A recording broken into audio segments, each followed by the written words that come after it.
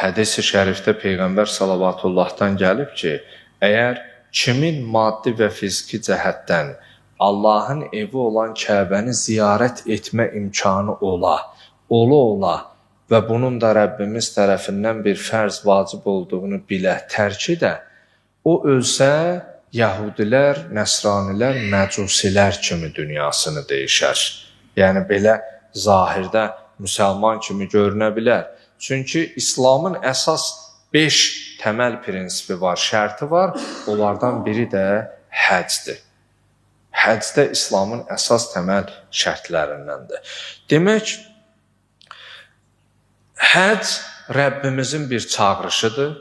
Müsəlman olan bir şəxsin maddi və fiziki cəhətdən o yolu gedib gələcək imkanı olduğu təqdirdə onu yerinə yetirməlidir.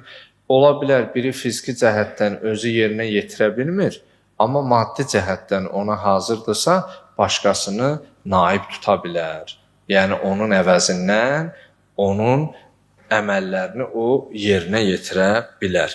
Bir sözlə, Allahın bu çağırışı bir müsəlman olaraq hər bir kəsə fərz olduğu kimi, bu təkcə bir fiziki cəhətdən, bədənlə yox, eyni zamanda ruhla ora getmək lazım. Ruhi baxımdan da insan özünü o yola hazırlamalıdır.